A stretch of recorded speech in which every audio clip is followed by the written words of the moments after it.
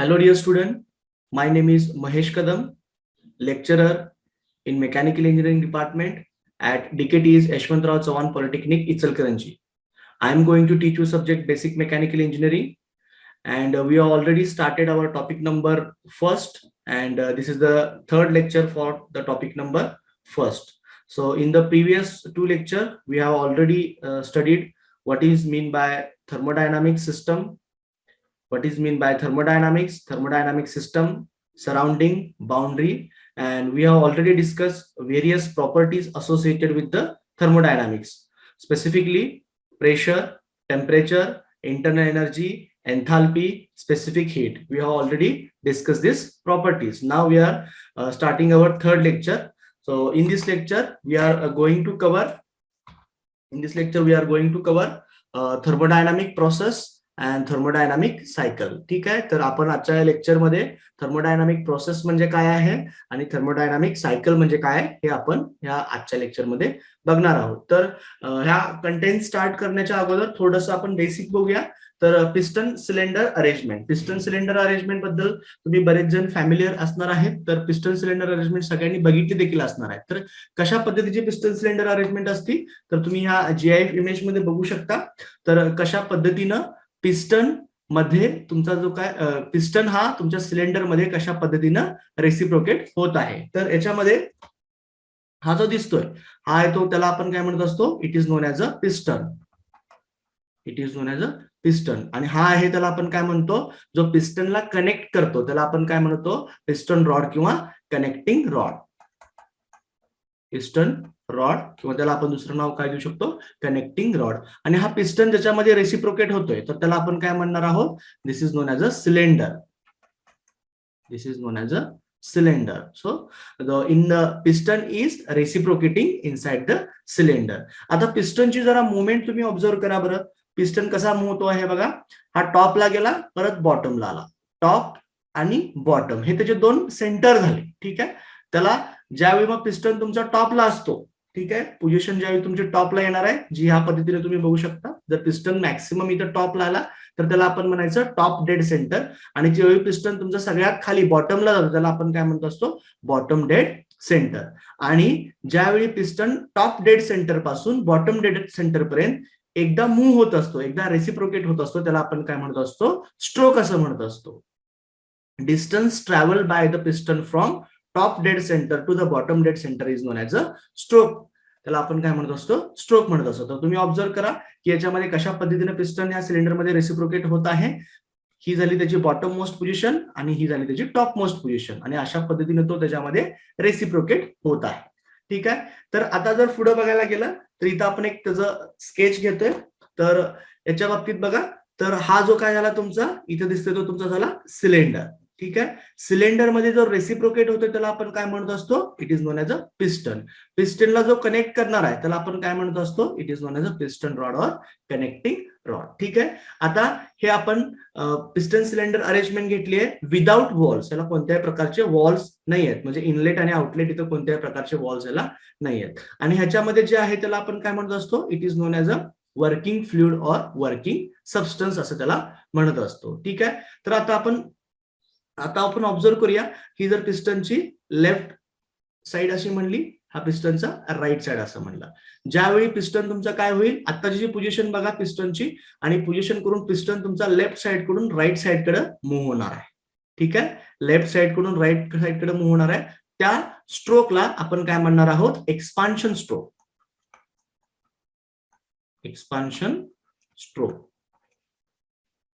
ठीक आहे, पिस्टन ज्यावेळी लेफ्ट कडून राईट कडे मूव्ह होईल त्यावेळी आपण त्याला म्हणणार आहोत एक्सपान्शन स्ट्रोक. याच्या उलट बघा, ज्यावेळी पिस्टन तुमचा राईट कडून लेफ्ट कडे येणार आहे, it is moving from right side towards the left side, it is known as a compression stroke.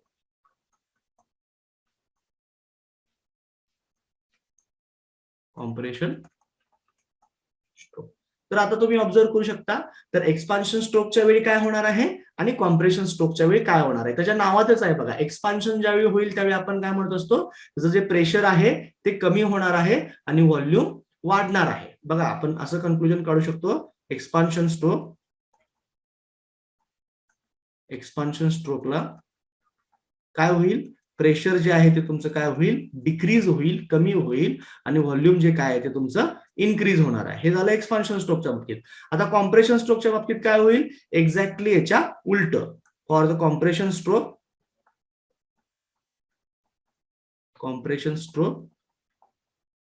Compression स्ट्रोकला काय होईल, कॉम्प्रेस केल्यामुळं त्याचं प्रेशर इन्क्रीज होणार आहे आणि व्हॉल्यूम तुमचं डिक्रीज होणार आहे. हे एक जनरल 2 ऑब्झर्वेशन आपण बघितले. बघा, ज्यावेळी पिस्टन तुमचा लेफ्ट साइड कडून राईट साइड कडे जाईल त्याला आपण एक्सपान्शन स्ट्रोक म्हणलं, आणि ज्यावेळी पिस्टन तुमचा राईट साइड कडून लेफ्ट साइड कडे येईल त्याला आपण काय म्हणलं, it is non as a compression stroke म्हणलं. आणि एक्सपान्शन स्ट्रोकचे आपल्याला ऑब्झर्वेशन काय मिळाले, एक्सपान्शन स्ट्रोकच्या वेळी प्रेशर तुमचं कमी होणार आहे आणि व्हॉल्यूम वाढणार आहे, आणि कॉम्प्रेशन स्ट्रोकचे आपल्याला काय ऑब्झर्वेशन मिळाले, कॉम्प्रेशन झाल्यामुळं प्रेशर तुमचं इन्क्रीज झालं आणि व्हॉल्यूम डिक्रीज झालेलं आहे. हे 2 आपल्याला जनरल ऑब्झर्वेशन या अरेंजमेंट वरनं कळालेले आहे.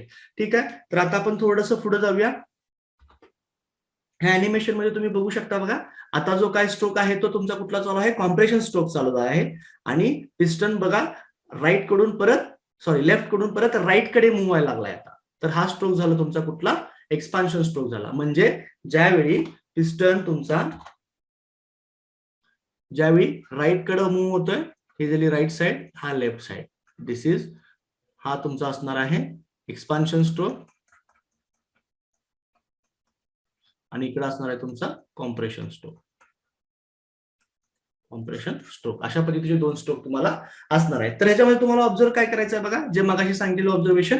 आता बघा, कॉम्प्रेशन होत आहे त्यामुळे काय होईल, मॉलिक्यूल सगळे जवळ येतील आणि त्याचं प्रेशर इन्क्रीज होईल आणि व्हॉल्यूम डिक्रीज होईल. हे झालं तुमच्या कॉम्प्रेशन स्ट्रोक. आता एक्सपान्शन स्ट्रोकच्या बाबतीत बघा, हळूहळू एक्सपान्शन व्हायला लागलेलं आहे.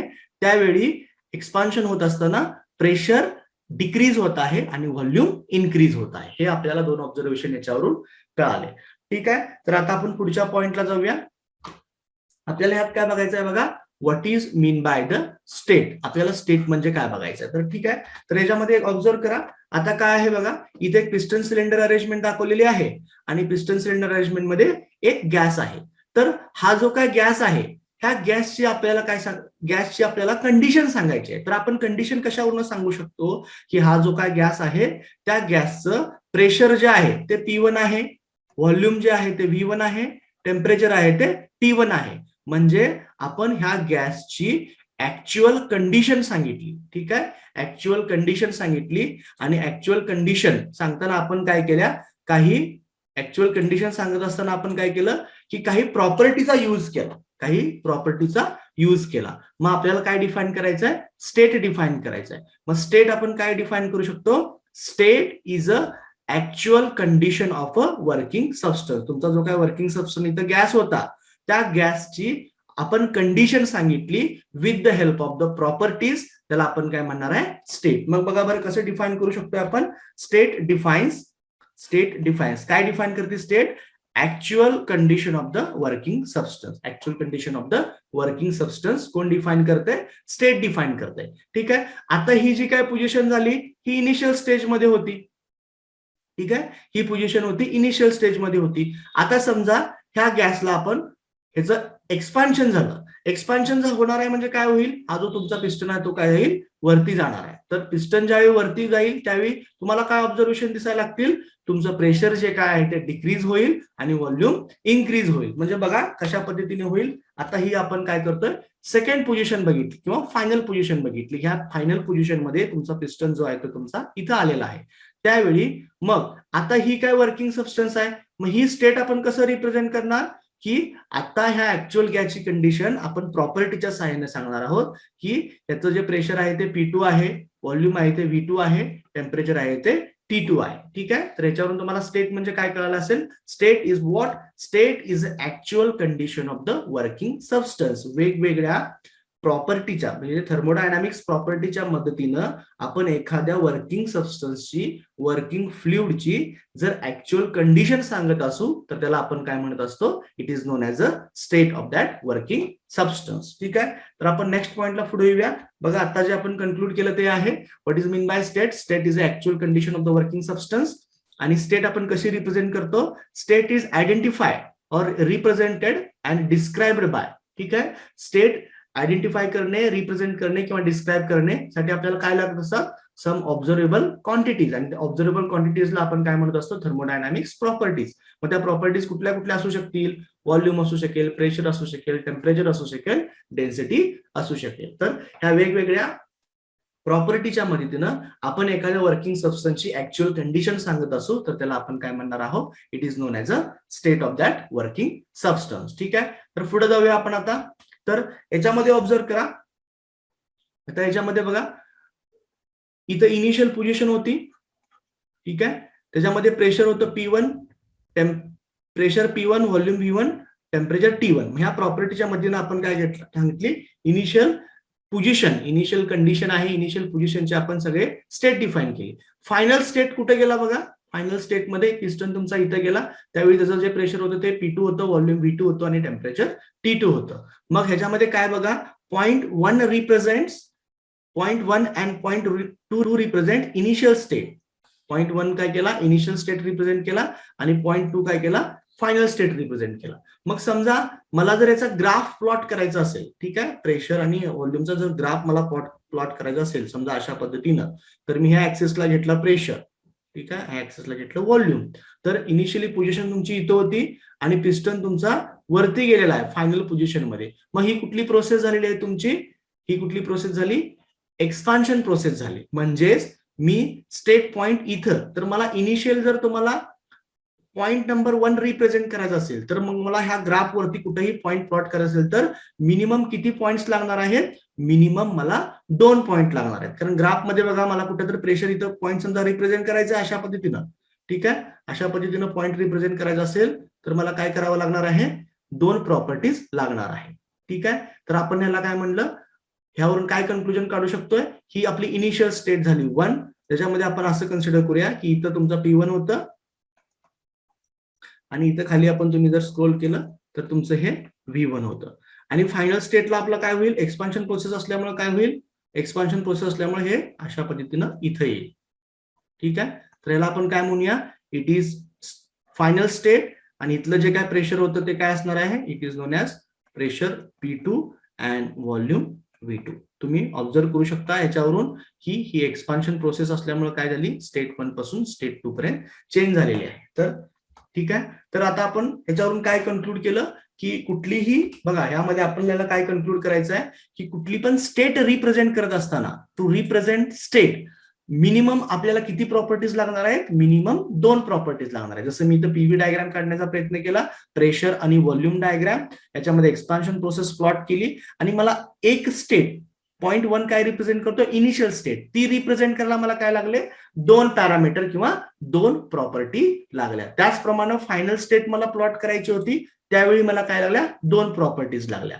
ठीक आहे, तर याच्यावरून आपण कन्क्लुजन काय काढू शकतो, therefore we conclude that, what we conclude, minimum 2 thermodynamics properties are required to define the state of the system. कोणत्याही सिस्टमची स्टेट डिफाईन करायची असेल तर आपल्याला मिनिमम 2 थर्मोडायनामिक्स प्रॉपर्टीज आता लागणार आहेत. आताच्या केसमध्ये आपण कोणत्या 2 थर्मोडायनामिक्स प्रॉपर्टीचा वापर केला, तर त्याच्यामध्ये प्रेशर आणि व्हॉल्यूम ह्या 2 थर्मोडायनामिक्सच्या मदतीने आपण काय केलं, इनिशियल स्टेज दाखवली आणि फायनल स्टेज दाखवली, जी ही पीव्ही डायग्राम वरती अशा पद्धतीने आली होती. This is initial stage and this is a final stage, this is an expansion process. ठीक आहे, आता आपण पुढे जाऊया. बघा इथं ऑब्झर्व करा, जे आता आपण ग्राफ काढला, पॉइंट 1 काय होता, आपला इनिशियल स्टेट होता. ठीक आहे, पॉइंट 1 होता इनिशियल स्टेट आणि पॉइंट 2 होता फायनल स्टेट. आता पॉइंट 1 रिप्रेझेंट करायला मला P1 ची व्हॅल्यू लागली आणि V1 ची व्हॅल्यू लागली. पॉइंट 2 रिप्रेझेंट करायला मला काय लागला, P2 ची व्हॅल्यू लागली, V2 ची व्हॅल्यू लागली. तर ह्या दोन्ही पॉइंटच्या मदतीनं आपण काय केले, दोन्ही स्टेट प्लॉट केल्या. आता ऑब्झर्व करा, स्टेट 1 होतं, त्या स्टेट 1 मधनं आपण स्टेट 2 मध्ये आलो. ठीक आहे, म्हणजेच काय केलं, from state 1 we have travel to state 2, म्हणजे आपली काय झाली, चेंज झाली, स्टेट मध्ये चेंज झाली. मग ह्याला आपण काय डिफाईन करू शकतो की एका स्टेट मधून दुसऱ्या स्टेट मध्ये जाणं, ह्याला काय म्हणायचं, it is known as a process.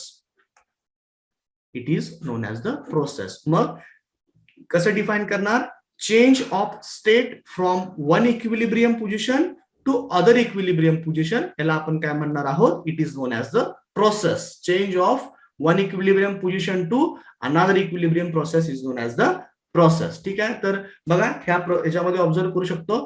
Point 1 is your initial state, point 2 is your final state. 1 तुमचं पॉइंट कुठं ही इनिशियल स्टेट झाली, ही फायनल स्टेट झाली. आणि पॉइंट 1 पासून पॉइंट 2 पर्यंत तुम्ही काय झाला, स्टेट चेंज ऑफ स्टेट झाली. त्याला तुम्ही काय म्हणला, 1 to 2 is known as a thermodynamic process. It is known as a thermodynamic process. मग आपण प्रोसेसला कसं डिफाईन करू शकतो बघा. थर्मोडायनामिक प्रोसेसला डिफाईन करायचं आहे, the change of state from one equilibrium state to another equilibrium state. म्हणजे एका स्टेट पासून दुसऱ्या स्टेट पर्यंत जाणे, याला आपण काय म्हणत असतो, प्रोसेस असं म्हणत असतो. फॉर एक्झाम्पल बघू शकता, एक्सपान्शन ऑफ द गॅस. दुसरं एक्झाम्पल आहे कॉम्प्रेशन ऑफ द गॅस. जर आत्ताचे आपण ज्याप्रमाणे ग्राफ काढले बघा, ज्याप्रमाणे आपण ग्राफ काढले, जर इथं काढायला गेले ग्राफ, तर हा तुमचा पीव्ही असेल, पीव्ही डायग्राम, ज्याला आपण प्रेशर व्हॉल्यूम डायग्राम म्हणणार आहोत. जर इथं प्लॉट करायचं झालं, ठीक आहे,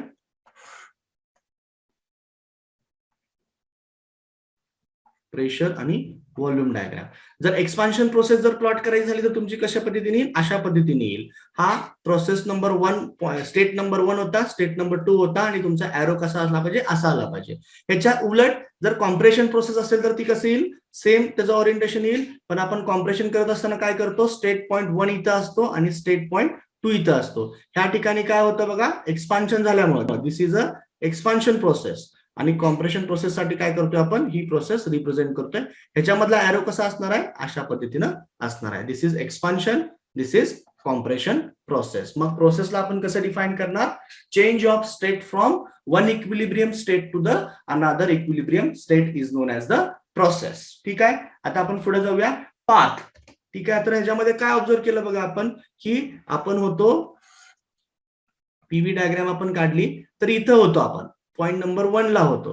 पॉइंट नंबर 1 कडून पॉइंट नंबर 2 पर्यंत आपल्याला जायचं होतं, पॉइंट नंबर 2 पर्यंत आपल्याला पोहोचायचं होतं. मग इथून इथपर्यंत स्टेट पॉइंट 1 पासून स्टेट पॉइंट 2 पर्यंत यायला आपण जो रूट फॉलो केला त्याला आपण काय म्हणणार आहे, पाथ. मग इथून येताना आपण काय केलं, हा एक पॉइंट असेल, हा एक पॉइंट असेल, हा एक पॉइंट असेल, हा एक पॉइंट असेल, असं आपण फॉलो करत करत एक स्टेट पासून दुसऱ्या स्टेट पर्यंत आलेला आहे. मग ही प्रोसेस आपली कंप्लीट झाली. मग प्रोसेस 1 पासून 2 पर्यंत येत असताना जो रूट फॉलो करती त्या प्रोसेस, त्याला आपण काय म्हणतो, it is known as the path. तर याला काय म्हणायचं, it is known as path. ठीक आहे, पाथ. तर ह्याला डिफाईन कसं करणार आहे बघा, the series of path is define as the series of state. Path is define as the series of state through which